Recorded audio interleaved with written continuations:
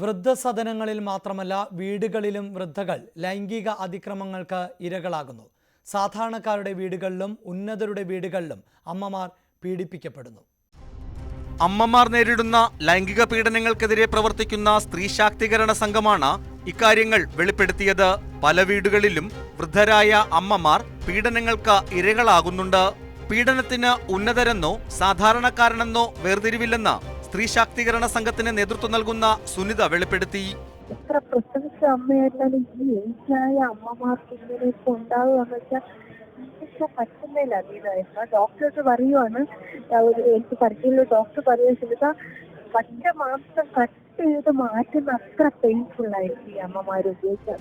സുനിത ഇങ്ങനെ പറഞ്ഞവസാനിപ്പിക്കുമ്പോൾ മരുമകൻ പീഡിപ്പിച്ച കഥ ക്യാമറയ്ക്ക് മുന്നിൽ പറഞ്ഞ പൊട്ടിക്കരഞ്ഞ ഒരമ്മയെയും ഞങ്ങൾ കണ്ടു. രാത്രി ഒരു മണി ആവാതായപ്പോ കാണാം അവന്റെ മോനും ഉണ്ട്. കട്ടില് രണ്ടുപേരും കിടക്കാ കട്ടിൽ ഈ കൊച്ചി ചെവരല് ഞാൻ വെച്ച് കിടത്തി, ഉരുളിനെ കൊണ്ട് ചെവരല് വെച്ച് കിടത്തി. ഞാൻ ഈ സൈഡിലും കിടന്നു. രാത്രി ആയപ്പോ കാണാൻ അവളൊക്കെ പറഞ്ഞു, നിന്റെ മോളെ നിന്റെ മാപ്പിള ഇങ്ങനെ കാണുന്നു. അപ്പോഴും നിന്റെ മാപ്പിളെ ഞാൻ ഇറക്കിച്ചെന്നു.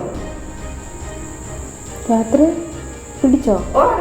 ഓടി വെച്ചിട്ട് കയ്യിൽ കയറി പിടിച്ചു. ആടങ്ങനെ ഞാൻ ചാടിയും എടിച്ച് ഞാൻ ചോദിച്ചു, എന്തിനാ നിന്റെ മൂത്ത മോളെ എന്റെ മൂത്ത മോളെ നിനക്ക് ഞാൻ തന്നിരിക്കുന്നത്, അല്ലാതെ എന്നെ കൂടെ നിനക്ക് ഞാൻ തന്നിട്ട് ഇറങ്ങും.